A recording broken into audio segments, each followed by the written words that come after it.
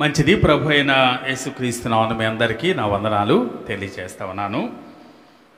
ఈ ఉదయకాలం మనం దేవుని వాక్యం నుండి ద్వితీయోపదేశ కాండం 22వ అధ్యాయం, ద్వితీయోపదేశ కాండం 22వ అధ్యాయం మొదటి 4 వచనాలు చదువుకుందాం. 22వ అధ్యాయం మొదటి 4 వచనాలు. నీ సహోదరుని ఎద్దు గాని గొర్రె గాని త్రోవ తప్పిపోవుట చూచినడలా నీవు వాటిని చూడనట్లు కన్నులు మూసికొనక అగత్యముగా వాటిని మీ సహోదరుని యొద్దకు మళ్ళింపు వలన నీ సహోదరుడు నీ దగ్గర లేకపోయిన ఎడల నీవు అతనిని ఎరుగకపోయినను దానిని నీ ఇంటికి తోడుకొని పోవలను.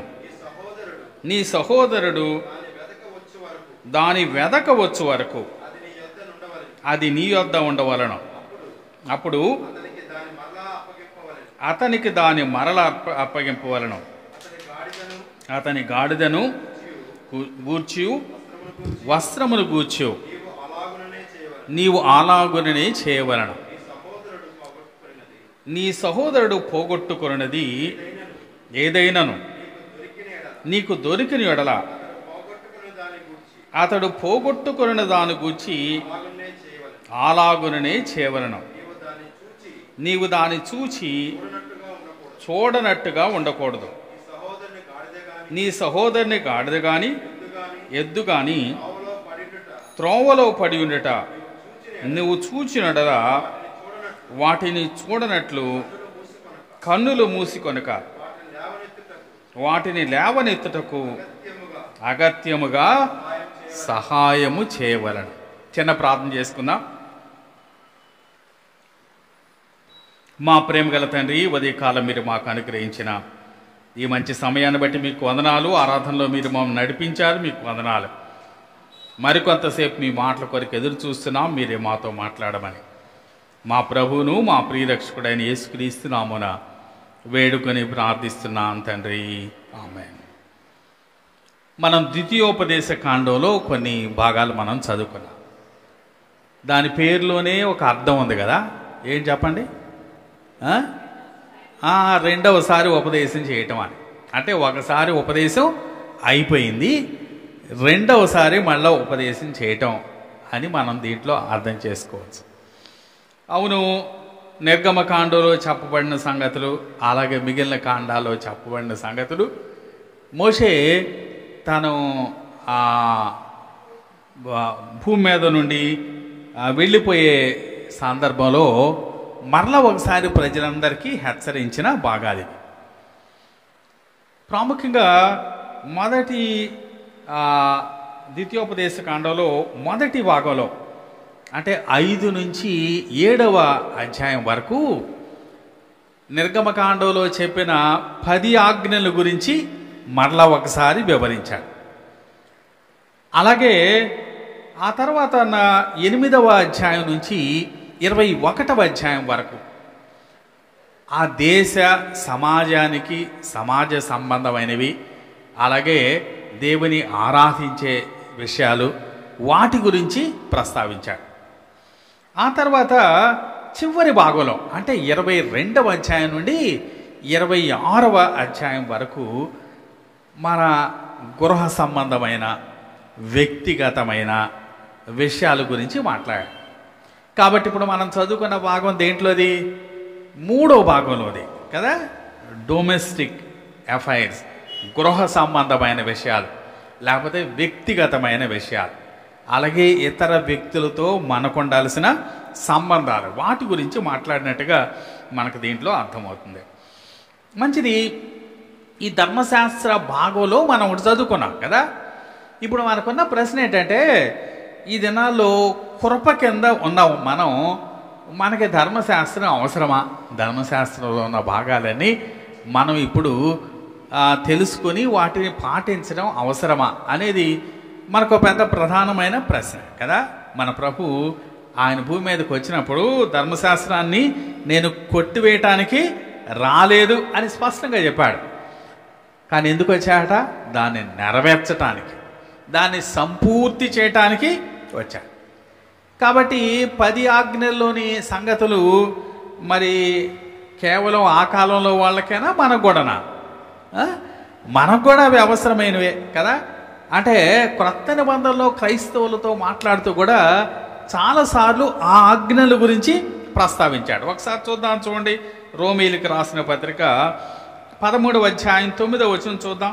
రోమీయులకు రాసిన పత్రిక 13వ అధ్యాయం 9వ వచనం.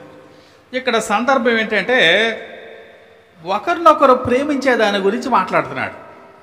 ఒకరినొకరు ప్రేమించే దాని గురించి మాట్లాడుతూ ఏమంటున్నాడో చూడండి. 9వ వచనం. ఎలాగనగా వ్యభిచరింపవద్దు, నరహత్య చేయవద్దు, దొంగిలవద్దు, ఆశింపవద్దు అనునవియు మరి ఏ ఆజ్ఞయని అనడలా అదియు నిన్ను వలె నీ పొరుగు వాని ప్రేమింపవలనని వాక్యములో సంక్షేపముగా ఇమిడి ఉన్నది. ప్రేమ గురించి మాట్లాడుతూ అంటున్నాడు, ఇదిగో ధర్మశాస్త్రంలో లేకపోతే 10 ఆజ్ఞల్లో ఉన్న ఒక 5 ఆజ్ఞలను ప్రస్తావించాడు కదా. అవన్నీ కూడా దీంట్లో ఇముడు ఉన్నాయి అన్నాడు కదా. కాబట్టి ఇప్పుడు వాళ్ళని ప్రేమించమని ఆజ్ఞ ఇచ్చాయంటే ఇవన్నీ కూడా దాంట్లో మిళితమై ఉన్నాయనే. కాబట్టి ఈ ఆజ్ఞలు మన కొరకు కూడా ఇవ్వబడినాయి అని మనం అర్థం చేసుకోవచ్చు. అలాగే కొరింథీయులకు రాసిన మొదటి పత్రిక 10వ అధ్యాయం తిప్పుదాం చూడండి. కొరింథీయులకు రాసిన మొదటి పత్రిక 10వ అధ్యాయం 6 నుంచి 10వ వచనం వరకు చదువుతున్నాను. దాంట్లో మనకి ధర్మశాస్త్రంలో ఉన్న భాగాలు ఏం కనిపిస్తాయో మీరు గుర్తించడానికి ప్రయత్నం చేయండి. ఓకే, 6 నుంచి 10వ అధ్యాయం మొదటి కొరింథీ 6 నుంచి 10వ వచనం వరకు లేక 9వ వచనం వరకు చదువుదాం. వారు ఆశించిన ప్రకారము మనము చెడ్డవాటిని ఆశించకుండానట్లు ఈ సంగతులు మనకు దృష్టాంతములుగా ఉన్నవి. జనులు తినుటకును త్రాగుటకును కూర్చుండి ఆడుటకును లేచిరి అని రాయబడినట్టు వారిలో కొందరి వలె మీరు విగ్రహారాధకులై ఉండకుడి. మరియు వారి వలె మనము వ్యభిచరింపక యుందము. వారిలో కొందరు వ్యభిచరించినందున ఒక్క దినములనే 23,000 మంది కూలిరి. మనం ప్రభువును శోధింపక ఉందాము. ఈ మాటలో పాత నిబంధనలో ఉన్న ధర్మశాస్త్రంలో ఉన్న 10 ఆజ్ఞలు ఎన్ని కనిపించినాయి మీకు? చెప్పండి ఒకసారి, ఏమేంటో. మీరు చెడ్డవాటిని ఆశించకూడదు ఉందా 10 ఆజ్ఞల్లో కదా. నీ పొరుగు అని దేనినైనను ఆశింపకూడదు. అలాగే రెండవది ఇంకేం కనిపిస్తుంది, మీరు విగ్రహారాధకులై ఉండకుడి కదా. అది కూడా 10 ఆజ్ఞల్లో ఒకటే. ఆ తర్వాత మూడవది ఇంకేంటి, వ్యభిచరింపక ఉందాము. అది కూడా 10 ఆజ్ఞల్లో ఒకటే. చివరిలో మన ప్రభువును శోధింపక ఉందాం. అది కూడా ధర్మశాస్త్రంలో భాగం. కాబట్టి క్రొత్త నిబంధన క్రైస్తవులమైన మనం ఈ ధర్మశాస్త్ర భాగాలు అవి కేవలం పాత నిబంధన ఇశ్రాయేలులకు మాత్రమే కాదు, అవి మనకు కూడా అవసరమైనవి అని మనం అర్థం చేసుకోవాలి. కాకపోతే ఆ భాగాల్ని ఎలా అర్థం చేసుకోవాలో అలాగే అర్థం చేసుకోవాలి. ఉన్నది ఉన్నట్టుగా కొన్నిసార్లు అక్షరార్థంగా మనం ఉపయోగించడానికి లేదు. ఒక మాట తిమోతి పత్రికలో చూద్దాం చూడండి. మొదటి తిమోతి పత్రిక 1వ అధ్యాయం 11వ వచనం. మొదటి తిమోతి పత్రిక 1వ అధ్యాయం 11వ వచనం. ఇక్కడ 8 నుంచి 11 దాకా వరుసగా కలిసి ఉన్నాయి వచనాలు. అందుకని 11వ వచనం విడిగా లేదు కదా. అందుకని లాస్ట్ వాక్యం నేను చదువుతాను, మీరు గమనించండి. లాస్ట్ వాక్యం ఏం చెప్తాను, ధర్మానుకూలముగా దాన్ని ఉపయోగించినట్లా ధర్మశాస్త్రము మేలైనదని ఎరుగుదము. ఏమన్నాడు? ధర్మానుకూలముగా దానిని ఉపయోగించినట్లా ధర్మశాస్త్రము మేలైనది అని మనం ఎరుగుదము అంటున్నాడు. ఎలా ఉపయోగించాలట ధర్మశాస్త్రాన్ని? ధర్మానుకూలంగా ఉపయోగించాలి. ఇంగ్లీష్లో ఎలా అన్నాడు చక్కగా, law is good if one uses it lawfully అన్నాడు. Law is good if one uses it lawfully. ధర్మశాస్త్రాన్ని ధర్మానుకూలంగా ఉపయోగించాలి. కాబట్టి ధర్మశాస్త్రాన్ని మనం ఎలా ఉపయోగించాలి, ఎలా అర్థం చేసుకోవాలి అని ఎరుగుండాలి. ఆత్మ సంబంధమైన వివేచనతో మనం ఆ ధర్మశాస్త్రాన్ని అర్థం చేసుకోవటానికి ప్రయత్నం చేయాలి. కొత్త నిబంధనలో అపోస్తలుడైన పౌలు ఎలాగూ ధర్మశాస్త్రాన్ని ఉపయోగించాడో ఒక మాట చూడండి. అపోస్తలుడైన పౌలు మాట్లాడిన మాటలు 1 కొరింథీ 9వ అధ్యాయం 8 నుంచి 11వ వచనం వరకు చూడండి. 1 కొరింథీ 8వ అధ్యాయం, క్షమించండి, 1 కొరింథీ 9వ అధ్యాయం 8 నుంచి చదువుతున్నాను నేను, గమనించండి. ఈ మాటలు లోకాచారమును బట్టి చెప్పుచున్నానా, ధర్మశాస్త్రము కూడా వీటిని చెప్పుచున్నది కదా. ఏ మాటల గురించి మాట్లాడుతున్నారు తెలుసా? ఇదిగో నేను మాత్రం అపోస్తలుని కాదా? అలాగే నేను మాత్రం మిగిలిన అపోస్తలులాగా భార్యను వెంట పెట్టుకుని పరిచర్య చేసే హక్కు నాకు లేదా? అలాగే నేను సొంత ఖర్చు పెట్టుకొని సేవ చేస్తున్నాను. నేనేమి మీ దగ్గర ఆశించట్లేదు. నిజానికి నాకు ఇదిగో మీ చేత పోషింపబడే హక్కు నాకు ఉంది అని చెప్పడానికి ఈ మాటలు చెప్తున్నాడు. ఇప్పుడు చూడండి. ఆ బ్యాక్గ్రౌండ్ మన మనసులో ఉంచుకొని, ఈ మాటలు లోకాచారం బట్టి చెప్పుచున్నానా, ధర్మశాస్త్రము కూడా వీటిని చెప్పుచున్నది కదా. కళ్ళము త్రొక్కుచున్న ఎద్దు మూతికి చిక్కము పెట్టవద్దు అని మోషే ధర్మశాస్త్రములో రాయబడి ఉన్నది. దేవుడు ఎడ్ల కొరకు విచారించుచున్నాడా? కేవలం మన కొరకు దీన్ని చెప్పుచున్నాడా? అవును, మన కొరకే కదా ఈ మాటలు రాయబడిను. ఇప్పుడు ధర్మశాస్త్రంలో ఏం చెప్పాడో చెప్తున్నాడు. ఏం చెప్పాడు ధర్మశాస్త్రంలో? ఏం చెప్పాడు ధర్మశాస్త్రంలో? కళ్ళము త్రొక్కుచున్న ఎద్దు మూతికి చెక్క పెట్టకూడదా? కళ్ళం తొక్కుతున్న ఎద్దు. కళ్ళం తొక్కటం ఎప్పుడైనా చూశారు మీరు? అంత సిటీలో ఉన్నవాళ్ళు మీకేం తెలుస్తుంది పల్లెటూరులో ఎలా జరుగుతుందో కదా. కళ్ళం తొక్కుతూ ఉంటుంది ఎద్దు. కళ్ళం తొక్కటం అంటే అంత గడ్డి ఉంటుంది కింద. ఎద్దులకి ఆహారమే గడ్డి. సాధారణంగా కళ్ళం చుట్టూ తిరుగుతూ ఉంటే మధ్యలో ఆకలేదు ఏం చేస్తుంది? గడ్డి తినేస్తుంది కదా. తింటానే తిరుగుతూ ఉంటుంది. మీరు దానికి మూతి చిక్కం పెట్టారనుకోండి, అంటే మీ ఉద్దేశం ఏంటి?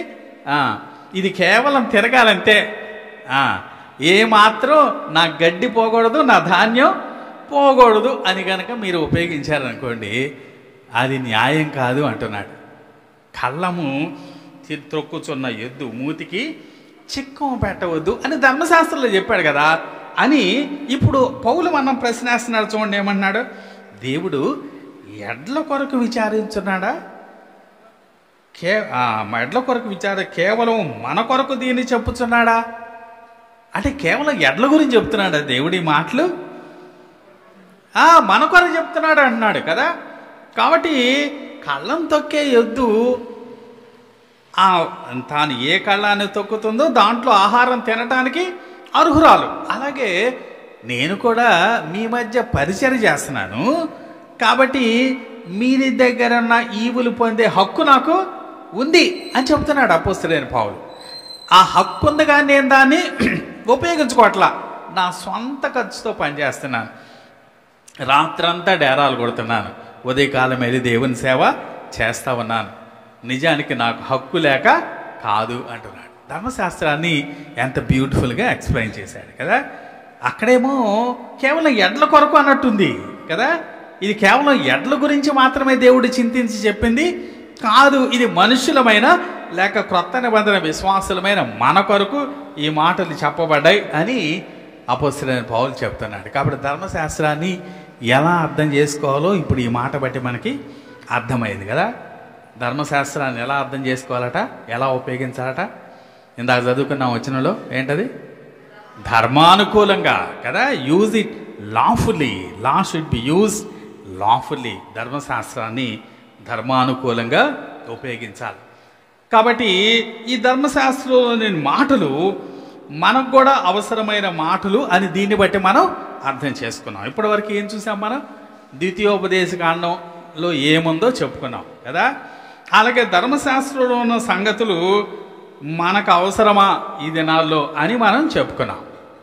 ఖచ్చితంగా అవి మనకు అవసరమని మనకు దీంట్లో అర్థమైంది. కాకపోతే దాన్ని ఎలా అర్థం చేసుకోవాలి అనేది కూడా మనం తెలుసుకుందాం. మంచిది, ఇప్పుడు మనం చదువుకున్న బాగా అనుకుందాం.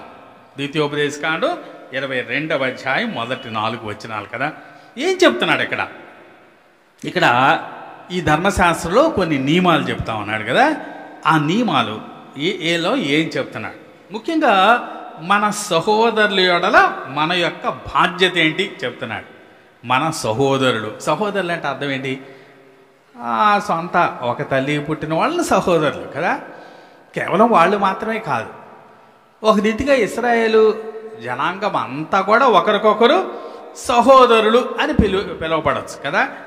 కాబట్టి మన తోటివారు, మన తోటి దేశస్థులు అంటున్నాడు.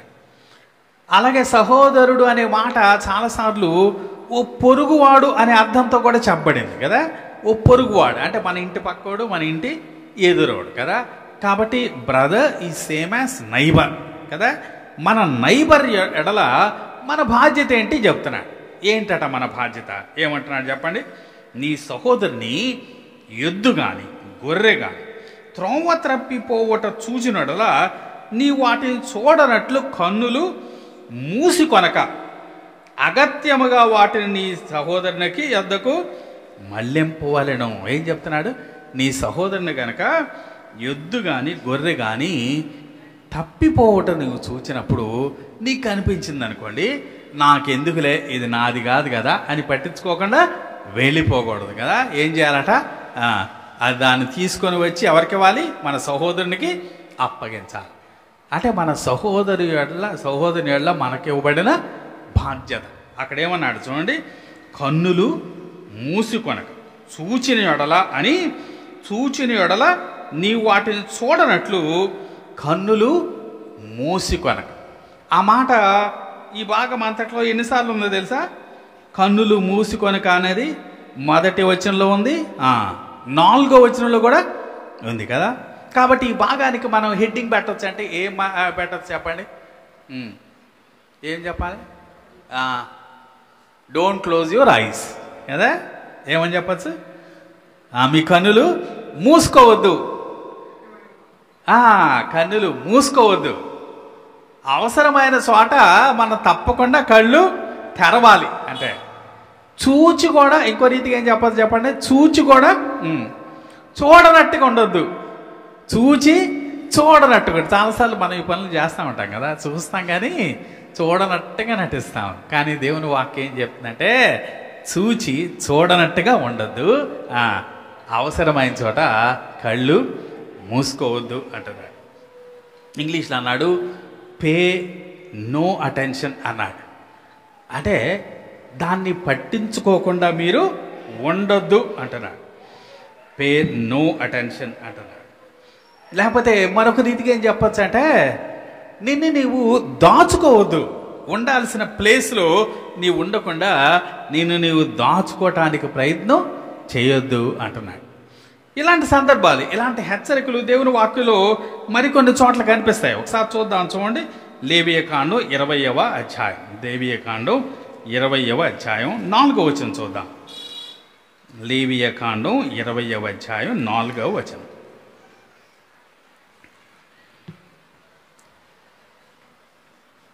మరియు ఆ మనుష్యుడు తన సంతానమును మోలెకుకు ఇచ్చుచుండగా మీ దేశ ప్రజలు వాని చంపక చూచి చూడనట్లు తమ కన్నులు మూసుకొని ఎడల నేను వానికిని వాని కుటుంబమునకును విరోధనై వానిని మోలెకుతో వ్యభిచరించుటకు వాని తరిమి వ్యభిచారము చేయవారిని అందరినీ ప్రజల్లో నుండి కొట్టివేతను. ఆ మాటలు కనిపించినాయి మీకు మళ్ళా? ఏమన్నాడు? వాని చంపక చూచి చూడనట్లు తమ కన్నులు మూసుకొని ఎడల అంటున్నాడు. చూచి చూడనట్లు ఏం చేయకూడదట? కళ్ళు మూసుకోకూడదు అంటున్నాడు. ఎప్పుడట? ఏ విషయం మాట్లాడుతున్నాడు అక్కడ? నీ ప్రక్కింటోడు లేకపోతే నీ సహోదరుడు తన పిల్లల్ని ఎవరికి ఇస్తున్నాడట? మోలెకుకి ఇస్తున్నాడట. మోలెక్ అంటే దేవత కదా, దేవతకి ఇస్తున్నాడంటే అర్థం ఏంటి? దేవతకి అర్పిస్తున్నాడు కదా. అర్పించడం అంటే ఏం చేస్తాడు? బలి ఇయటమే. ఎవరిని? తాను కష్టపడి కన్నా పిల్లల్ని కదా, 9 మాసాలు మోసి కన్నా పిల్లల్ని ఏం చేస్తున్నాడు? దేవతలో బలిస్తున్నాడు. పక్కింటోడు ఆ పని చేస్తా ఉంటే నువ్వు ప్రక్కింటో ఉండి ఏం చేయకూడదు? చూసి చూడనట్టు ఉండకూడదు, కన్నులు మూసుకోకూడదు కదా. ఆ చిన్న బిడ్డలను అలా దేవతలకి ఇస్తా ఉంటే నాకేం తెలియదు అని నువ్వు కళ్ళు మూసుకుంటే ఎట్లా? వాడిని నేను శిక్షిస్తాను,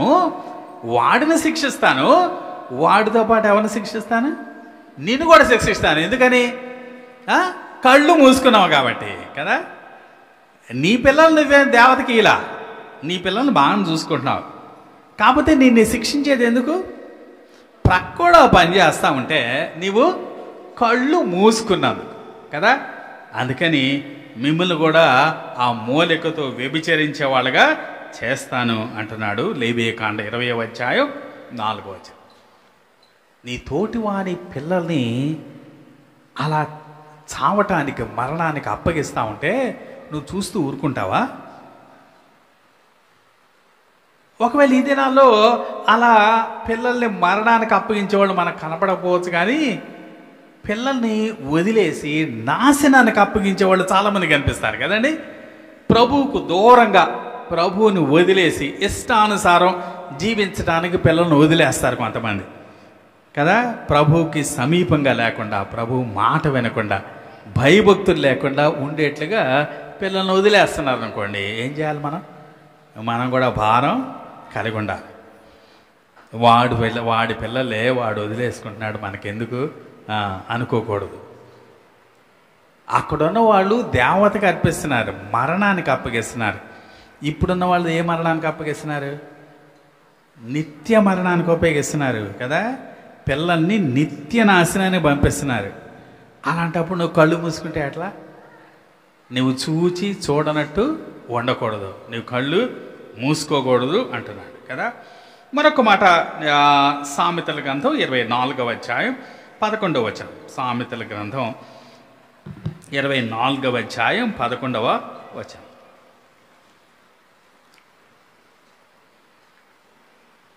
చావునకై పట్టబడిన వారిని నీవు తప్పించుము, నాశనమందు పరుటకు జోగుచున్న వారిని నీవు రక్షింపవా? నీ ప్రక్కనున్న వాళ్ళు ఏమవుతున్నారట? నాశనానికై జోగుతున్నారట. అంటే నీ ప్రక్కనున్న వాళ్ళు నరకానికి వెళ్తున్నారు, నువ్వు పట్టించుకోకుండా ఉంటావా? నువ్వు కళ్ళు మూసుకుంటావా అంటున్నాడు కదా. ఆ మాట మళ్ళీ చదుదామా? చావునకై పట్టబడిన వారిని నీవు తప్పించుము, నాశనమందు పరుటకు జోగుచున్న వారిని నీవు రక్షింపవా అంటున్నాడు. నీ తోటి వారు నాశనానికి జోగుతూ ఉంటే నీవు అలా చూస్తూ ఊరుకుంటావా, లేకపోతే కళ్ళు మోసుకుంటావా అంటున్నాడు. మన సహోదరుల ఎట్ల మనకు ఎలాంటి బాధ్యత ఉందో మనకు దీంట్లో కనిపిస్తాం. అలాగే అదే సామెతల గ్రంథం 28వ అధ్యాయం 27వ వచనం చూద్దాం. చూడండి, 28వ అధ్యాయం 27వ వచనం. బేదలకిచ్చువానికి లేమి కలగదు, కన్నులు మూసుకున్న వానికి బహుశాపములు కలుగును. బీదలకిచ్చువానికి ఏం కలుగుతుందట? లేమి కలగదట. కన్నులు మూసుకున్న వానికి బహుశాపము కలుగు. ఇక్కడ అంటే ఏ సందర్భంలో చెప్తున్నాడు? ఇక్కడ ఏ సందర్భంలో కన్నులు మూసుకోవద్దు అంటున్నాడు? నీ తోటివాడు బీదవాడుగా ఉన్నప్పుడు, నీ తోటివాడు ఆకలికి అలమటిస్తూ ఉన్నప్పుడు, నీ తోటివాడు అక్కరలో ఉన్నప్పుడు నువ్వు కళ్ళు మూసుకుని ఉంటే ఎట్లా అంటున్నాడు కదా. నీ సహోదరుడు ఇదిగో బీదవాడుగా ఉన్నప్పుడు నీవు వాడిని పట్టించుకోకపోతే ఏం చేసినట్టట? ఏమంటున్నాడు మళ్ళీ చదువుదాం వచనం 28, 27 కదా. బేదలకిచ్చు వానికి లేమి కలుగదు, కన్నులు మూసుకొని వానికి బహుశాపములు కలుగును. నువ్వు కళ్ళు మూసుకోకూడదు. బేదలకు నువ్వు ఇవ్వగలిగినంత ఇవ్వాలి. నీవు బేదలకు ఇచ్చినంత మాత్రం నీకేం కలగదు, లేమి కలగదు. దేవుడు నీకు సమృద్ధిని ఇస్తాడు అంటాడు. కాబట్టి కన్నులు మూసుకోకూడదు అని చాలా విషయాల్లో మన హెచ్చరిక చేస్తూ ఉన్నాడు. అలాగే యెషయా గ్రంథం 58వ అధ్యాయం 7వ వచనం చూద్దాం. చూడండి, యెషయా గ్రంథం 58వ అధ్యాయం 7వ వచనం.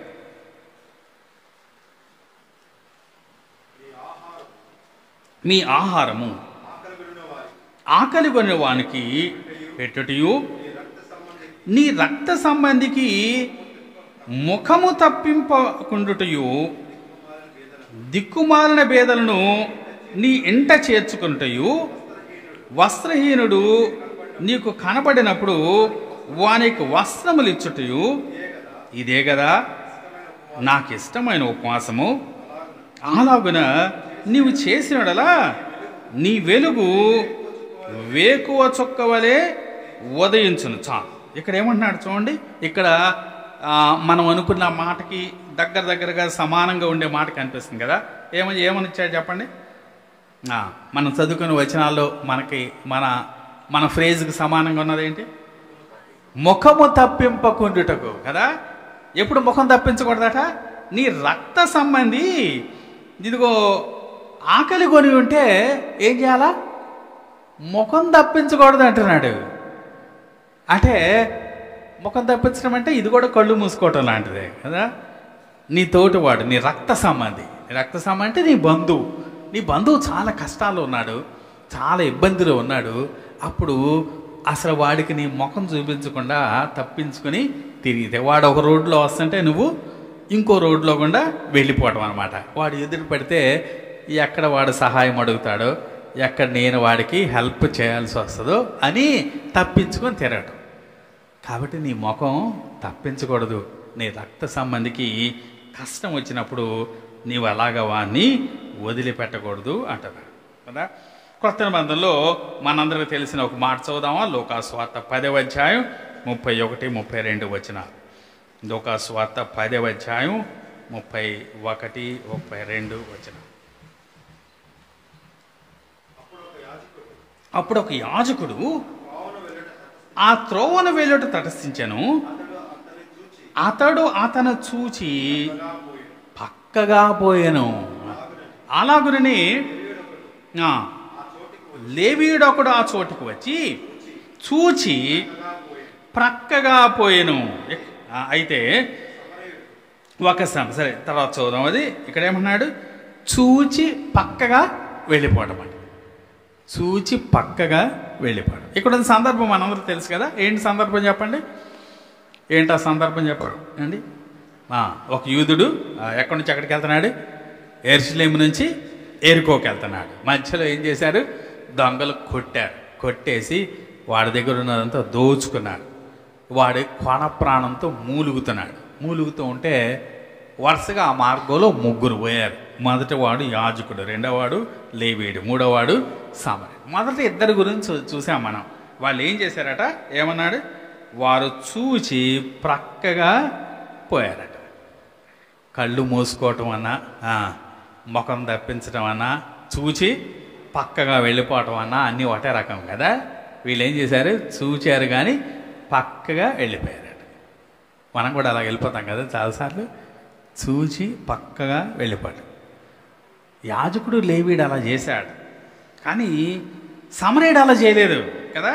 సమరయుడు ఏం చేశాడో మనం చదివాం కదా. 33, 34 వచనంలో మనకు ఆ మాటలు కనిపిస్తాయి. సరే, అవన్నీ మనకు తెలిసినాయి కాబట్టి మనం వాటిని మళ్ళీ చదవాల్సిన అవసరం లేదు. సమరయుడైతే అతన్ని చూచి జాలిపడి అతని దగ్గరికి వెళ్ళి అతనికి కావలసిన సహాయం చేసి పరామర్శ చేసి తీసుకుని వచ్చి పూటకోళ్ళవానికి అప్పగించాడు. కానీ మొదటి ఇద్దరు ఏం చేశారు? చూచి పక్కగా వెళ్ళిపోయారు. కాబట్టి మన సహోదరుల వల్ల మనకున్న బాధ్యత, బిలీవర్స్ సోషల్ రెస్పాన్సిబిలిటీ. మన ప్రక్క వాళ్ళకి ఏదో జరుగుతుంది మనకెందుకులే అని తప్పించుకోవటానికి, కళ్ళు మూసుకోవటానికి ఇది సమయం కాదు. ముఖం తప్పించే వారంగా మనం ఉండకూడదని ఈ మాటల్లో మనకి తెలియచేస్తా ఉన్నాడు. కొత్త నిబంధనలో ఈ ధర్మశాస్త్రంలో చెప్పిన మాట కదా ఇది, అంతేనా? ముందే చెప్పుకున్నాం కదా, ఈ ధర్మశాస్త్రంలో చెప్పిన మాట. ధర్మశాస్త్రంలో చెప్పిన మాట మరి ఈ రోజుల్లో కూడా అవసరమా లేదా అది కూడా మనం చూసాం. ఈ రోజుల్లో కూడా అది అవసరం అని చూసాం కదా. ధర్మశాస్త్రంలో చెప్పిన మాట ఇదిగో క్రొత్త నిబంధనలో మన ప్రభు ఒకసారి కోట్ చేశాడు. చూద్దాం, చూడండి. లోకాసువార్త 14వ అధ్యాయం. లోకాసువార్త 14వ అధ్యాయం 5వ వచనం చూద్దాం. లోకాసువార్త 14వ అధ్యాయం 5వ వచనం. మీలో ఎవని గాడిద అయినను ఎద్దైనను గుంటలో పడినడలా విశ్రాంతి దినమున దానిని పైకి తీయడా అని వారిని అడిగాను. ఇక్కడ మన ప్రభు అయిన యేసుక్రీస్తు విశ్రాంతి దినాన ఒక వ్యక్తిని స్వస్థపరిచాడు కదా. విశ్రాంతి దినాన ఒక వ్యక్తిని స్వస్థపరిచాడు. అందుకు పరిసయ్యులు అన్నారు, ఈరోజు విశ్రాంతి దినం నువ్వు ఎలా చేస్తావయ్యా అన్నారు. అంటే మన ప్రభు ఒకటి కోట్ చేశాడు. ఏది కోట్ చేశాడు? ధర్మశాస్త్రంలో ఉన్న సంగతి ఏంటట? ధర్మశాస్త్రంలో ఏముందట? ఇప్పుడు మనం ద్వితీయోపదేశకాండ చదువుకున్నామే, అదే మాట ఉంది. ఏముంది? ఏదన్నా ఓ పశువు, ఎద్దు కానీ లేకపోతే గాడిద కానీ పడిపోతే ఏం చేయాలా? దాన్ని లేపాలా, లేపకుండా వెళ్ళిపోకూడదు. నీ తోటి వారిని, నీ సహోదరుని కదా, నాకెందుకు నేను వెళ్ళిపోకూడదు అది ధర్మశాస్త్రం చెప్తుంది. పరిసయ్యులు ఏం చేశారంటే వాళ్ళు ధర్మశాస్త్ర నియమాలన్నిటికీ ఇంటర్ప్రిటర్స్ అన్నమాట కదా. అంటే దానికి అర్థాలు చెప్పేవాళ్ళు పరిసయ్యులు. అంటే మనకు కూడా ఇప్పుడు న్యాయస్థానాలు ఉన్నాయి, ఏం చెప్పండి, మన కాన్స్టిట్యూషన్ని ఇంటర్ప్రిట్ చేస్తారు వాళ్ళు. మన రాజ్యాంగంలో అన్ని వివరంగా ఉండవు కదా, అవి ఈ సందర్భానికి దాన్ని ఎలా ఉపయోగించాలి అని ఇంటర్ప్రిట్ చేస్తూ ఉంటారు. మన లాయర్లు ఏం చెప్తారు, వాళ్ళు కూడా వాటిని వీళ్ళ వాదనలో ఇంటర్ప్రిట్ చేస్తారు. ఇది పరిశీలన చేసే పని కూడా అదే. ధర్మశాస్త్రానికి అర్థాలు, భావాలు చెప్తూ ఉంటారు అన్నమాట. ఇప్పుడు ధర్మశాస్త్రంలో 2 ఉన్నాయి. ఒకటి ఏంటంటే విశ్రాంతి దినాన ఎవ్వరు ఏం పని చేయకూడదు, అది రూల్. ధర్మశాస్త్రంలో ఇంకోటి ఏముంది, ఇప్పుడు చదువుకున్నాం కదా, ఎవరు ఎద్దన్నా కింద పడిపోతే దాన్ని లేపాలి అని ఉంది. ఇప్పుడు ప్రజలు వచ్చే సందేహం అడుగుతారు, అయ్యా మరి ధర్మశాస్త్రంలో అది ఉంది ఇది ఉంది కదా, మరి ఒకవేళ విశ్రాంతి దినాన పశువు కింద పడిపోయింది అనుకో, మేము దాన్ని లేపాలా వద్దా అంటే ఈ పరిసయ్యులు ఎక్స్ప్లెయిన్ చేస్తారు. ఓకే అయ్యా, దానికి మాత్రం ఎగ్జామ్షన్. మీరు విశ్రాంతి దినాన కావాలంటే ఏం చేయొచ్చు, ఇదిగో పశువుని లేపచ్చు, తప్పు లేదు, ఎందుకంటే పశువు యొక్క మరణం ముఖ్యం కదా అని. కాబట్టి ఇది ఎవరిచ్చిన నియమం? ఇది పరిసయ్యులు ఇచ్చిన నియమం కదా. పరిసయ్యులు ఇచ్చిన ఎక్స్ప్లెనేషన్. వీళ్ళు ఏమన్నారు, ఇదిగో ఈ రూలు విశ్రాంతి దినం రోజు కూడా పనిచేస్తుంది అని వీళ్ళు ఇచ్చిన అనువాదం అన్నమాట ధర్మశాస్త్రాన్ని. ఇప్పుడు ప్రభు అంటున్నాడు, మీరే కదయ్యా అనుమతి ఇచ్చారు, విశ్రాంతి దినాన ఒక పశువు కనుక కింద పడిపోతే లేపాలన్నారు కదా, విశ్రాంతి దినాన ఒక మనిషి కింద పడిపోతే లేపకూడదా అన్నాడు కదా. అంటే వాళ్ళకి పశువుల మీద ఉన్న ప్రేమ దేని మీద లేదు, మనుషుల మీద. ఈ రోజుల్లో కూడా చాలామందికి దేని మీద ఉంది ఎక్కువ? అబ్బో, పశువులకు చాలా గౌరవం ఉంది, పశువుల మీద చాలా ప్రేమ ఉంది, మనుషులకి మాత్రం లేదు. ప్రభు అంటున్నాడు, అయ్యా విశ్రాంతి దినాన ఒకడు పడిపోయిన వాడిని లేపి స్వస్థపరిస్తే తప్ప, మీరేం ఎలవ్ చేశారు కదా, విశ్రాంతి దినాన ఏదైనా ఎద్దు కానీ గాడిద కానీ పడిపోతే లేపచ్చు అని మీరు అనుమతి ఇచ్చారు కదా, ఇది ఎలా కాదు అంటున్నాడు. కాబట్టి ధర్మశాస్త్రాన్ని ప్రాపర్గా మనం ఉపయోగించాలి కదా. కాబట్టి మన ప్రభు కూడా అంటున్నాడు, విశ్రాంతి దినమైనా సరే ఖచ్చితంగా నీ తోటివాడు ఇబ్బందిలో ఉన్నప్పుడు తప్పకుండా నీవు ముందుకు వెళ్ళాలి, సహాయం చేయాలి అంటున్నాడు. అంటే మన వస్తువు పోతే ఎంత బాధపడతామో ప్రక్కవాడు వస్తువు పోయినా కూడా అంతే బాధపడాలన్నమాట కదా. మన పశువు వెళ్ళిపోతే ఎలా బాధపడతామో మన ప్రక్కవాని పశువు వెళ్ళిపోయినా కూడా అదే రీతిగా బాధపడాలి. అంటే ఒక రీతిగా ఇశ్రాయేలీలకి ఈ దేశం అంతా మీదే. ఇశ్రాయేల్ దేశం ఎవరు చెప్పండి? వీళ్ళు సంపాదించుకున్నారా? లేదు. ఎవరిచ్చారు? దేవుడు ఇచ్చాడు. దేవుడు ఉచితంగా ఇచ్చాడు స్వాస్థ్యం, కనాను దేశం. కనాను దేశం వీళ్ళు సంపాదించుకున్నది కాదు. దేవుడు అన్నాడు, ఇదిగో ఈ దేశం అంతా నీకు ఇస్తానయ్యా, మీరు పంచుకోండి, మీరు పంచుకొని ఒక్కొక్క గోత్రం వాళ్ళు ఒక్కో చోట ఉండండి అని చెప్పాడు. యెహోషువ అదే పని చేశాడు కదా, అందరికీ పంచాడు. యెహోషువ పంచాడు, కానీ భూమి మాత్రం ఎవరిది? దేవుడిదే. కాబట్టి ఎవరు కూడా ఇది నా భూమి అనుకోవటానికి లేదు. అందరిది, అందరి భూమి, అందరి పశువులు అందరివి కదా, అందరి ఆస్తులు అందరివి. కాబట్టి ఇదిగో నాది బాగానుంది, పక్కోడది పోయింది అనుకోవటానికి లేదు అంటున్నాడు. ఇశ్రాయేలు దేశంలో అలాంటి విధానం ఉండకూడదు అని దేవుడు వారిని హెచ్చరిక చేస్తా ఉన్నాడు. క్రొత్త నిబంధనలో కూడా ఇదిగో ప్రారంభకాలం, సంఘ ప్రారంభకాలంలో అక్కడున్న వాళ్ళు కూడా ఇదే నియమాన్ని పాటించారు. ఏం చేశారు తెలుసా? వాళ్ళు ప్రభువుని నమ్ముకున్న వాళ్ళంతా అనుకున్నారు, ఇదిగో ఇంకా మనమంతా విశ్వాసులు, మనమంతా ఒక తండ్రి పిల్లల లాంటి వాళ్ళం, మన ప్రభువు త్వరగా రాబోతున్నాడు, కాబట్టి మనం విడివిడిగా ఉంటాం ఎందుకు, అందరం కలిసి వండుకుందాం, అందరం కలిసి తిందాం, అందరు ఆస్తులు తీసుకొచ్చి ఓ చోట పెడదాం, ఎవరిది సొంత ఆస్తి లేదు, అంతా కూడా ఎవరి ఆస్తి? సమిష్టి ఆస్తి కదా. కాబట్టి ఇది నా ఇల్లు, ఇది నీ ఇల్లు అంటానికి లేదు, అందరి ఇల్లు అందరివి కదా. అలా కొంతకాలం పాటించారు కానీ ఏమొచ్చినాయి? దాంట్లో సమస్యలు వచ్చినాయి కదా. అననీయ సప్ఫీరా ఏం చేశారు? మొత్తం ఆస్తి తీసుకొచ్చి పెట్టకుండా కొంత దాచుకున్నారు. మొత్తం ఆస్తి తీసుకొచ్చి పెడదాం అనుకున్నారు వాళ్ళు, అలా కొనసాగిద్దాం అనుకున్నారు. కానీ తర్వాత కొంతకాలానికి ఫెయిల్ అయిపోయింది ఆ అగ్రిమెంట్. మెట్టుకు దేవుని యొక్క ఉద్దేశం ఏంటంటే, ఈ భూమి నాది, నేనిచ్చింది, ఎవరు కూడా దీని మీద రైట్స్ క్లెయిమ్ చేయడానికి లేదు. కాబట్టి ఈ పశువులన్నీ నేను కలుగు చేసినవి, ఎవరు వీటి మీద రైట్స్ కలుగు చేయడానికి, రైట్స్ పొందటానికి లేదు. కాబట్టి ఎవరి జంతువైనా ఎవరి వస్తువైనా దాన్ని పోతే తప్పకుండా కాపాడాల్సిందే అంటున్నాడు. మళ్ళీ ఒకసారి చూద్దామా? ద్వితీయోపదేశకాండం 22వ అధ్యాయం మనం చదువుకున్న వచనాలు మళ్ళీ ఒకసారి చూద్దాం. చూడండి,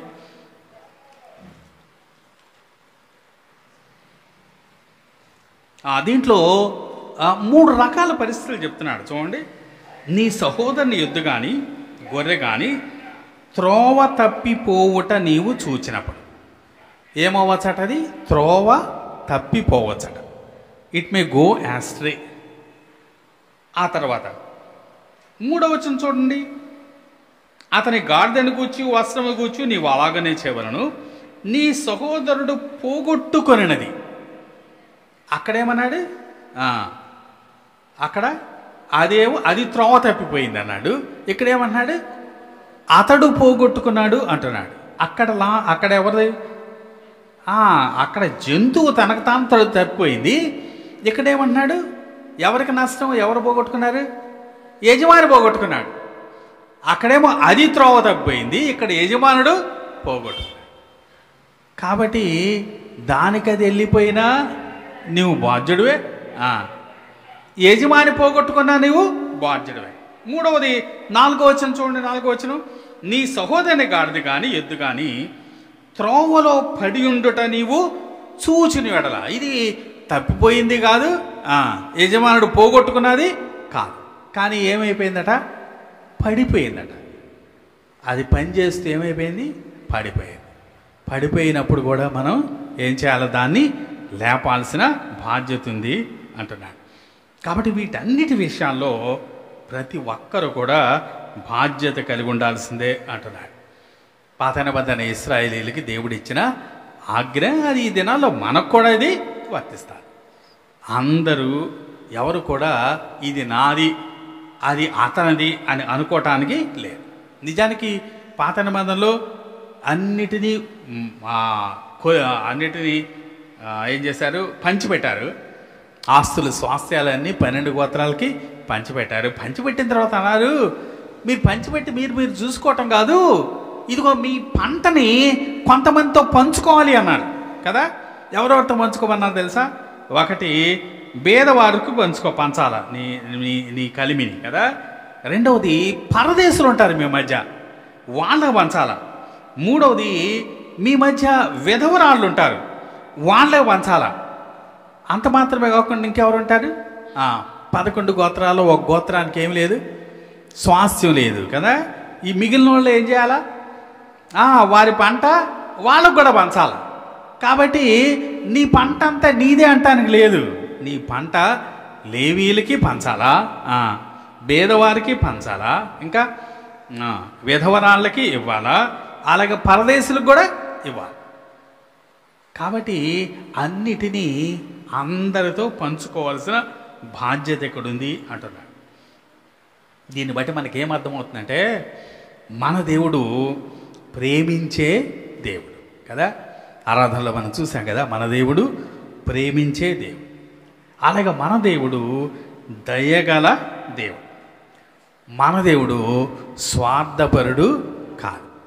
మరి ఆయన బిడ్డలమైన మనం కూడా ఎలా ఉండాలి? మనం కూడా ప్రేమించే వాళ్ళంగా ఉండాలి, ఇతరుల జాలి కలిగిన వాళ్ళంగా ఉండాలి, స్వార్థపరులంగా ఉండకూడదు. నాది నాకే, నాది బాగుంటే చాలు, ఇతరుది ఏమైనా నాకు అవసరం లేదు అనుకోవటానికి మనకి వీల్లేదు అంటున్నాడు.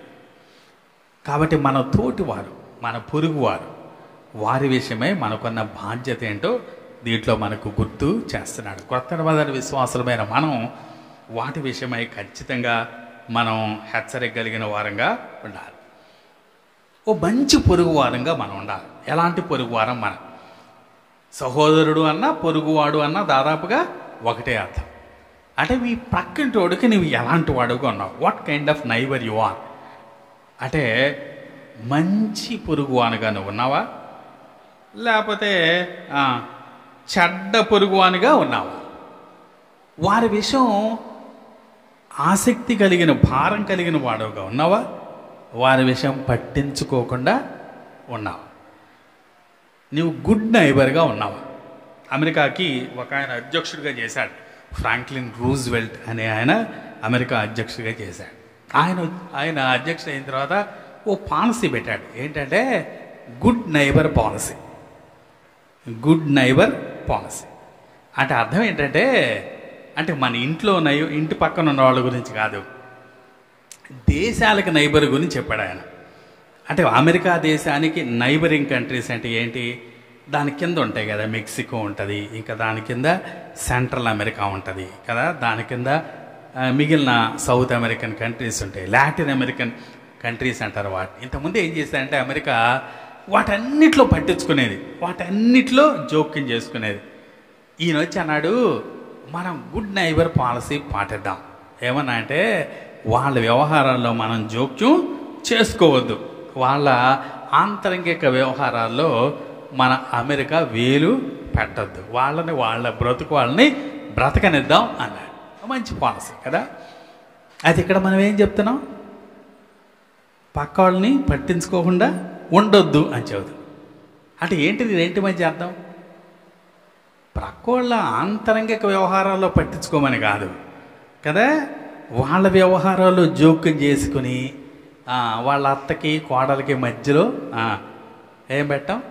పుల్లలు పెట్టాం కదా. అత్త దగ్గరికి వెళ్ళి కోడల గురించి అవటం, కోడల దగ్గరికి వెళ్ళి అత్త గురించి అవటం, ఇలాంటి పనులు చేయమని కాదు. గుడ్ నైబర్స్ అంటే ఎలా ఉండాలంటే వారి వ్యవహారాల్లో జోక్యం చేసుకోమని కాదు, వారి అవసరాల్లో పంచుకోవాలని, వారి భారాలు పంచుకోవటం, అది గుడ్ నైబర్ పాలసీ అంటే. అంతేగాని వాళ్ళ ఆంతరంగిక వ్యవహారాలు, వాళ్ళకుండే వాళ్ళ ఆలోచనలు, వాళ్ళు మీరు వెళ్ళి మీరు వేలు పెట్టి మీరు అలా కాదు ఇలా చేయాలి, ఇలా చేస్తే బాగుంటుంది అని మనం జోక్యం చేసుకోవటం మన పని కాదు. కాబట్టి ప్రతి క్రైస్తవుడు ఎలా ఉండాలా? గుడ్ నైబర్గా ఉండాలి, మంచి పొరుగువానిగా మనం ఉండాలి అని దేవుని వాక్యం ద్వారా మనం హెచ్చరిక చేయబడతా ఉన్నాం. కాబట్టి ఒక వచనం చూద్దాం, చూడండి. మొదటి యోహాను పత్రిక 3వ అధ్యాయం 17వ వచనం చూద్దాం. మొదటి యోహాను పత్రిక 3వ అధ్యాయం 17వ వచనం. ఈ లోకపు జీవనోపాధి గలవాడై ఉండి తన సహోదరునికి లేమి కలుగుట చూచి అతని యొడల ఎంత మాత్రమును కనికరము చూపని వాని యందు దేవుని ప్రేమ ఎలాగూ నిలుచును. అక్కడ మాటలు అర్థమైంది కదా. ఈ లోకపు జీవనోపాధి గలవారమై ఉండి, నీకేముంది? జీవనోపాధి ఉంది కదా. నీకు జీవనోపాధి ఉంది, కానీ నీ సహోదరునికి ఏముందట? లేముందట. నీ సహోదరునికి లేమి కలుగుట చూచి అతని యొడల ఎంత మాత్రమును కనికరము చూపని వాని యందు దేవుని ప్రేమ ఎలాగూ నిలుచును అంటున్నాడు. నీకు జీవనోపాధి ఉంది, నీ సహోదరునికి ఏముంది? లేముంది. అతనిని ఏమాత్రం కనికరం చూపకపోతే దేవుని ప్రేమ నీలో ఎలాగూ ఉంటుంది అంటున్నాడు. విశ్వాసి కొన్న సామాజిక బాధ్యత దీంట్లో మనకు కనిపిస్తాం. మన పొరుగువారు, మన సహోదరుల వల్ల మనకు బాధ్యత, లేకపోతే ఈ సమాజం వల్ల మనకు బాధ్యత ఉంది కదా. మన చుట్టూ ఉన్న సమాజం మీద ఇందాక చెప్పుకున్నాడు కదా. ఎవరిని? ఈ దేశ ప్రజలందరిని అన్నాడు. వాళ్ళ పిల్లల్ని మూలెక్కేస్తూ ఉంటే మీరు అందరు కూర్చుని చూస్తూ ఉన్నారా అన్నాడు కదా.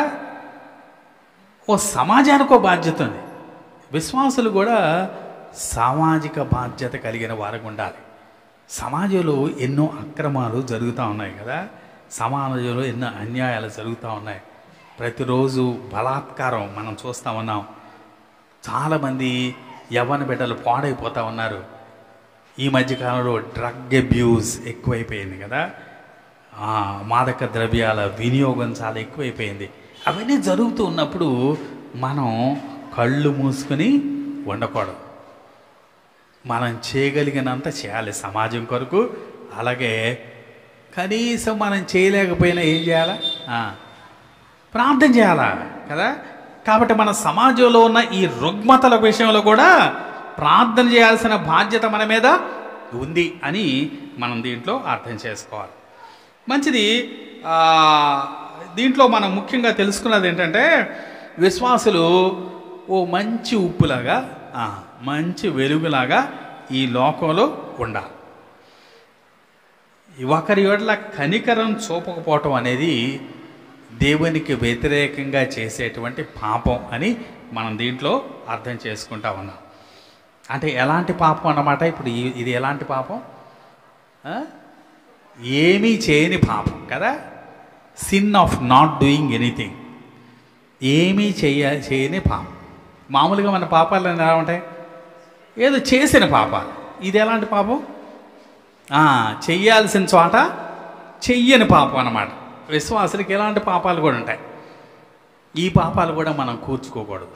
Sin of not doing anything మన జీవితాల్లో ఉండకూడదని చెప్తా ఉన్నాడు. మంచిది. ఈ మాటలు ఈ ద్వితీయోపదేశకాండంలో ఇలా ఉన్నాయి, కానీ నిర్గమకాండంలో ఇంకాస్త ముందుకు వెళ్ళి మాట్లాడుతున్నాడు. చూడండి. నిర్గమకాండం 23వ అధ్యాయం 4వ వచనం.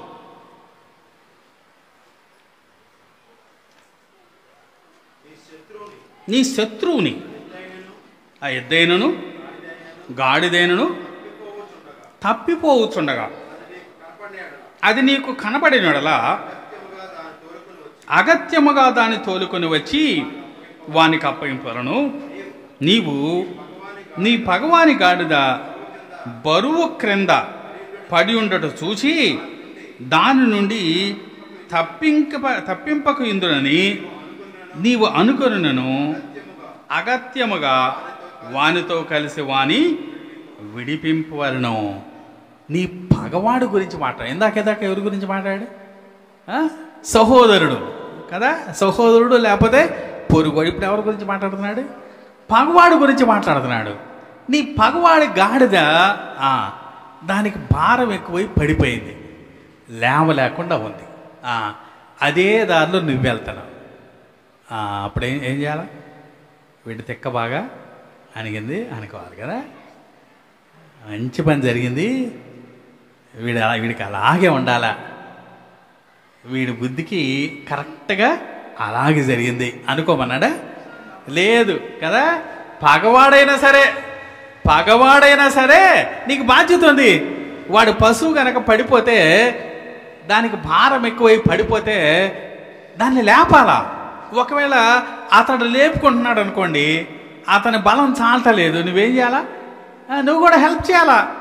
అరే వీడు నా శత్రువులే అంటే ఊరుకోడు దేవుడు కదా. కాబట్టి మన సహోదరులు లేకపోతే మన పొరుగు వారి గురించి మాత్రమే కాదు, మన శత్రువులు ఎట్లా కూడా మనకు బాధ్యత ఉంది అని తెలియచేస్తా ఉన్నాడు. శత్రువుల మీద మనం కోపం ప్రదర్శించడానికి మనం నియమించబడలేదు. మంచిది. దీంట్లో ప్రాముఖ్యంగా మనం దీంట్లో ఉన్న విషయాలు ఇప్పటి కాలానికి మనం అనువర్తించి కొన్ని సంగతులు మనం అర్థం చేసుకోవటానికి ప్రయత్నం చేద్దాం. మళ్ళీ ద్వితీయోపదేశకాండం వెళ్దాం. చూడండి ఎన్నిటి గురించి మాట్లాడాడు అక్కడ. ద్వితీయోపదేశకాండం 22వ అధ్యాయం కదా. దాంట్లో ఏమేమి చెప్పాడు అనేది మళ్ళా చూద్దాం. మొదటి వచనంలో ఏమన్నాడు? నీ సహోదరుని ఎద్దును కానీ గొర్రె కానీ కదా. ఆ తర్వాత మూడవ వచనం చదవండి. మూడవ వచనం, అతని గాడిదను గూర్చు వస్త్రమును గూర్చు నీవు అలాగుననే చేయవలను. ఇందాకేమో ఎద్దు గొర్రె అన్నాడు, ఇప్పుడేమన్నాడు? గాడిద వస్త్రం అన్నాడు. అలాగే మూడవ వచనంలో ఇంకా కిందకెళ్తే నీ సహోదరుడు పోగొట్టుకున్నది ఏదైనాను అన్నాడు కదా. 4 గురించి చెప్పాడు. ఆ తర్వాత ఏమన్నాడు? ఏదైనా అన్నాడు. మొదటిది ఏంటి? ఎద్దు. రెండవది ఏంటి? గొర్రె. మూడవది ఏంటి? గాడిద. నాలుగోది ఏంటి? వస్త్రం. ఆ తర్వాత ఏదైనా సరే వాడు పోగొట్టుకుంటుడే నువ్వేం చేయాలా? తప్పకుండా మళ్ళీ వాడికి అది పొందేటట్లుగా చూడాలి అంటున్నాడు. ఆ మాటలు ఇప్పటి కాలానికి అనువర్తించి వాటిలో ఉన్న అర్థాన్ని చూడటానికి మనం ప్రయత్నం చేద్దాం. ఎద్దు కదా, ఒకటేంటి? ఎద్దు. దాని తర్వాత గొర్రె, తర్వాత గాడిద, తర్వాత వస్త్రం. ఎద్దు అంటే దేని గుర్తు చెప్పండి? ఎద్దు ఎందుకు ఉంటుంది మనకి ఇంట్లో? పని చేయటానికి కదా, వర్క్. ఎద్దును కోల్పోతున్నాడు అంటే దాంట్లో మనం ఏం అర్థం చేసుకోవాలంటే మన తోటి వాడికి చేతికి పని లేకుండా పోయింది. పని ఉంటే కదండి జీవనోపాధి వచ్చేది కదా. పొట్ట నిండేది ఎప్పుడు? పని ఉంటేనే. పని లేకపోతే ఎట్లా? మన తోటి వాడికి పని లేకుండా పోతా ఉంది. ఏం చేయాలి మనం? మనం సహాయం చేయాలా. అవసరమైతే ఎక్కడ పని ఉందో తెలుసుకొని అతను కూడా తీసుకొని వెళ్ళాలా. కదా. అయ్యా ఇదిగో ఇక్కడ మా పక్క అపార్ట్మెంట్లో కొత్తగా వాచ్మెన్ అవసరం అని మన ఊరు వాళ్ళందరినీ పిలుచుకొస్తూ ఉంటాం కదా. అలాగూ మన తోటి వాళ్ళందరినీ ఇక్కడ పని ఉంది అని వారికి పని దొరికేటట్లు చేయాలి. ఈ దినాల్లో ఉద్యోగం అనేది చాలా అత్యంత కష్టతరమైందండి. మన భారతదేశంలో ఉన్న ముఖ్య సమస్య ఏంటంటే ఇప్పుడు ఏం సమస్య? నిరుద్యోగ సమస్య. పని దొరక్క చాలామంది బాధపడతా ఉన్నారు. చాలామంది వారి అర్హతలకు సరిపోయిన పని దొరకట్లా కదా. అర్హతలకు సరిపోయిన పని ఎవరో దొరకట్లా. కొంతమందికి కనీసం ఏదో ఒక పని కూడా దొరకట్లా. అర్హతలకు సరిపోయింది కాదు కదా, కనీసం ఏదో ఒక పని. మనం చేయాల్సిన మన బాధ్యత ఏంటంటే మన తోటి వాడికి పని దొరికేటట్లు చేయాలి. రెండవది, మన తోటివాడు గొర్రెను పోగొట్టుకుంటే, గొర్రె కదా, గొర్రెల మంద అంటే ఏం గుర్తొస్తాం మనకు చెప్పండి? ఓ కాపరి, అతని దగ్గర ఏముంటాయి? గొర్రెలు ఉంటాయి. కాబట్టి ఓ సంఘంలో ఉండే విశ్వాసుల్ని మనం ఏమని పిలుస్తాం? గొర్రెలు అని పిలుస్తాం. ఒక కాపరి కనుక తన గొర్రెలు పోగొట్టుకుంటున్నాడు అనుకోండి, ఏం చేయాలా? దాంట్లో కూడా మనం భారం వహించాలా. ఏ గొర్రె పోగొట్టుకోదగింది కాదు. లోకాసువార్త 15:4 మనకు తెలుసు కదా. ఒక ఆయనకి ఎన్ని గొర్రెలు ఉన్నాయట? 100 గొర్రెలు ఉన్నాయట. దాంట్లో తప్పిపోయింది ఏంటి? ఒక్కటే. ఈయన ఏం చేశాడట? 99 వదిలేసి ఆ ఒక్కదాని కొరకు వెళ్ళాడు. చూసేవాళ్ళకి ఎలా అనిపిస్తుంది? ఇడు పిచ్చోడా మంచోడా? అరే 99 వాటిని అలా వదిలేసి ఆ ఒక్కదాని వెంట పడతాడు ఏంటి అని మనం అనుకుంటాం. కానీ దేవుని వాక్యం అలా చెప్పట్లేదు. 99ని వదిలేసి ఒక గొర్రె వెళ్ళిపోగానే పోనీ ఒక గొర్రె దానిదే ఉంది, నా దగ్గర ఎన్ని ఉన్నాయి? 99 ఉన్నాయి. అవి పిల్లలు పెడితే ఇంకొన్నాళ్ళకి ఎన్ని అవుతాయి? ఇంకొక ఈసారి 199 అవ్వచ్చు కదా. ఆ ఒక్కటైతే దానికోసం నేను వెళ్ళటం ఏంటి అనుకోవటానికి లేదు. ప్రతి గొర్రె విలువైందే. నీ తోటివాడు గొర్రెలు పోగొట్టుకుంటూ ఉంటే నువ్వు కళ్ళు మూసుకోవటానికి లేదు. చాలామంది కాపర్లు అలాంటి వారికి ఉన్నారని ఎహెజ్కేలు గ్రంథం చెప్తా ఉంది. ఒకసారి చూద్దాం, చూడండి. ఎహెజ్కేలు గ్రంథం 34వ అధ్యాయం 4వ వచనం చూద్దాం. ఎహెజ్కేలు గ్రంథం 34వ అధ్యాయం 4వ వచనం. బలహీనులైన వాటిని మీరు బలపరచరు. పైన కాపర్ల గురించి మాట్లాడుతున్నాడు. ఏమన్నాడు? బలహీనమైన వాటిని మీరు బలపరచరు, రోగము గల వాటిని స్వస్థపరచరు, గాయపడిన వారిని వాటి కట్టుకట్టరు, తోలివేసిన వాటిని మరల తోలుకొని రారు, తప్పిపోయిన వాటిని వెదకరు. అది మాత్రమే కాక మీరు కఠిన మనస్కులై బలాత్కారముతో వాటిని ఏలుదురు. కొంతమంది గొర్రెల్ని ఏం చేస్తున్నారట? ఏలతన్నారట. రాజుల్లాగా వేళ్తా ఉన్నారు. వాటిని ప్రేమించి వాటి ఎడల చేయాల్సిన పరిచర్యలు వాళ్ళు చేయటలేదు. తప్పిపోయే దాని కొరకు వీళ్ళు వెదకటలేదు. అలాగే తోలివేసిన వాటిని మళ్ళా తోలుకు రావాలని ప్రయత్నం కూడా చేయట్లేదు. అలాంటి కాపర్లు ఉన్నారు. ఇప్పుడు 11వ వచనంలో మరో కాపరు మనకు కనిపిస్తున్నాడు. చూడండి 11వ వచనం. ప్రభు అయిన యెహోవా సెలవిచ్చినది ఏమనగా, ఇదిగో నేనే నా గొర్రెలను వెదకి వాటిని కనుగొందును. ఇక్కడే కాపరి. దేవుడు మాట్లాడుతున్నాడు. నేను కాపరిని, నేనైతే కనుక ఏం చేస్తాడు? నా గొర్రెల్ని వెదకి పట్టుకుంటాను. ఇంకా 16వ వచనం చూడండి. 16వ వచనం.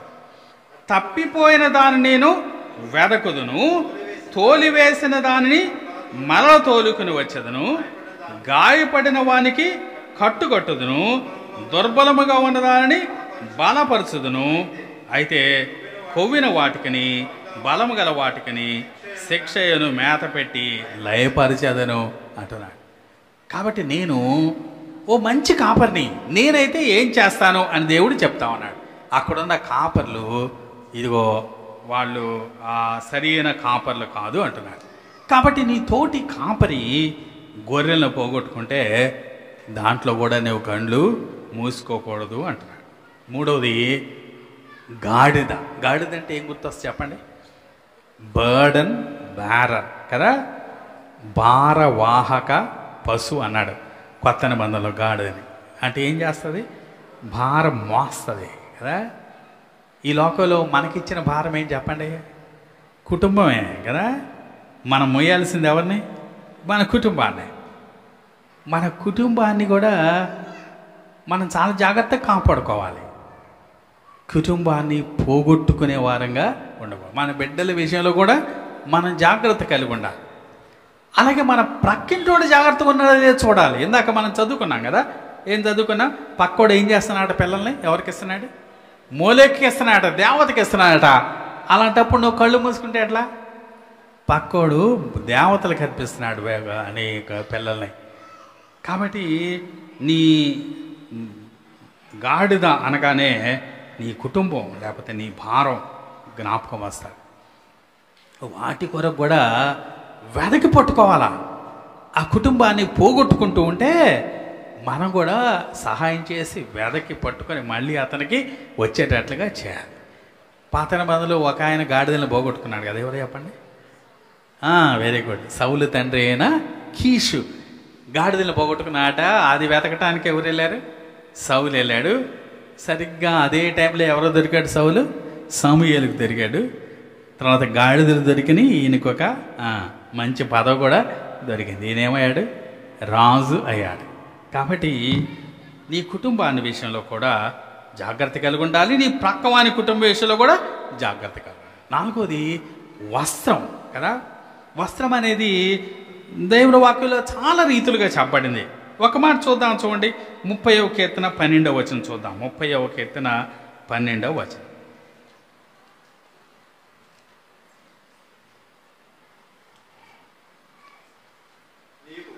ఆ, 30వ కీర్తన 12వ చదవ. నీవు నా గోనె పట్ట విడిపించి సంతోష వస్త్రములను ధరింపజేసి ఉన్నావు. చాలు చాలు. ఇక్కడ ఏం వస్త్రం అంటే ఏం వస్త్రం అంటది? సంతోష వస్త్రం. అంటే నువ్వు తోటివాడు వస్త్రం పోగొట్టుకుంటున్నాడంటే ఎలా అర్థం చేసుకోవచ్చు మనం? నీ తోటివాడు తన సంతోషాన్ని పోగొట్టుకుంటున్నాడు. ఈ మధ్య చాలామంది పోగొట్టుకుంటున్న అతి ముఖ్యమైన విషయం ఏంటంటే సంతోషమే కదా. ఈ లోక సంబంధమైన అనేకమైన ఆందోళనలో వారు సంతోషాన్ని పోగొట్టుకుంటున్నారు. చాలామంది డిప్రెషన్కు లోనవుతున్నారు కదా. ఇంతకుముందు దినాల్లో ఈ డిప్రెషన్ అనే పదం మనం అసలు ఎక్కువగా విన్నది లేదు. ఈ మధ్యకాలంలో భౌతికమైన శరీర రోగుల కన్నా మానసిక రోగులు ఎక్కువైపోయారు. చాలామంది కృంగిపోతున్నారు. డిప్రెషన్ అనేది మోస్ట్ కామన్ డిజార్డర్ టుడే. మన ప్రక్కవారు కనుక కృంగిపోతూ ఉంటే, మన ప్రక్కవారు తమ సంతోషాన్ని కోల్పోతూ ఉంటే మనం కళ్ళు మూసుకొని కూర్చోకూడదు. ఏం చేయాలి? వారిని ధైర్యపరచాలి, వారిని ఆదరించాలి, వారిని ప్రోత్సహించాలి, వారిని బిల్డప్ చేయాలి, వారిని కట్టాలి. అది కూడా మన యొక్క బాధ్యత. కాబట్టి వస్త్రం అనే దాంట్లో సంతోషం అనే అర్థం తీసుకోవచ్చు. అలా యోబు గ్రంథం 29వ అధ్యాయం 14వ వచనం చూద్దాం, చూడండి. యోబు గ్రంథం 29వ అధ్యాయం 14వ వచనం. అక్కడ మరో వస్త్రం కనిపిస్తుంది, చదువుదాం. నేను నీతిని వస్త్రముగా ధరించుకుంటేని. కాబట్టి ఇక్కడ మరో వస్త్రం కనిపిస్తుంది. ఏం వస్త్రం అంటే? నీతి వస్త్రం. నీతి. నీ సహోదరుడు తన నీతిని పోగొట్టుకుంటే, నీతిని అంటే తన యొక్క ఏంటి తన ప్రవర్తన పోగొట్టుకుంటే కదా. ఇంగ్లీష్లో అయితే క్యారెక్టర్ అనొచ్చు కదా, తెలుగులో అయితే శీలం అనొచ్చు. సహోదరుడు తన క్యారెక్టర్ కనుక పోగొట్టుకుంటూ ఉంటే మనం ఊరిక కూర్చుంటూ ఉండకూడదు. క్యారెక్టర్ అనేది చాలా చాలా ముఖ్యమైనది. దాన్ని కట్టుకోవాలి. బిల్లీ గ్రహం గారు ఒకసారి ఇలా అన్నాడు, if wealth is lost nothing is lost, if health is lost something is lost, if character is lost everything is lost అన్నాడు. డబ్బులు పోతే అట ఏం పోయినట్టు కాదట, ఏ నష్టం లేదు. డబ్బులు ఆస్తి పోతే, ఆరోగ్యం పోతే మాత్రం కొంత పోయినట్టే. అలా కాకుండా నీ శీలం గనక నువ్వు కోల్పోతే అంత పోయినట్టే అన్నాడు. If character is lost everything is lost. కాబట్టి జీవితంలో అత్యంత విలువైంది ఏంటి? మన క్యారెక్టరే కదా. కాబట్టి ఆ నీతి వస్త్రాన్ని నీ తోటివాడు పోగొట్టుకుంటూ ఉంటే నీవు అలాగే ఉండిపోకూడదు. తప్పకుండా అతనికి సహాయం చేయవలసిన వారంగా ఉన్నాం. అతడు తన పనిని పోగొట్టుకున్నా మనం తప్పక సహాయం చేయాలా? అతడు తన గొర్రెను పోగొట్టుకున్నా మనం సహాయం చేయాలా? అలాగే అతడు తన కుటుంబంలో బిడ్డల్ని పోగొట్టుకుంటున్నా మనం సహాయం చేయాలా? అతను మనసులో సంతోషాన్ని పోగొట్టుకుంటున్నా మనం సహాయం చేయాలా? అతని జీవితంలో తన శీలాన్ని, తన సాక్ష్యాన్ని పోగొట్టుకుంటున్నా మనం తప్పకుండా ఆ విషయంలో మనం స్పందించే వారంగా ఉండకూడదు. కాబట్టి మనం హెచ్చరించబడింది ఏంటంటే, అవసరమైన చోట మన కళ్ళు మూసుకోకూడదు, చూసి చూడనట్టు ఉండకూడదు, ముఖం తప్పించకూడదు, ప్రక్కకు తొలగి వెళ్ళిపోకూడదు. మన తోటి వారి ఎడల మనకు బాధ్యత ఉంది, మన శత్రువు ఎడల కూడా మనకి బాధ్యత ఉంది కదా. కొత్త నిబంధన విశ్వాసులమైన మనకున్న ఈ సామాజిక బాధ్యతని గుర్తెరిగి అలాగూ మనం నడుచుకునే వారంగా ఉండాలని మనం దేవుని వాక్యం ద్వారా హెచ్చరింపబడుతున్నాం. దేవుడి మాటలు మన కొరకు దీవించుగాక.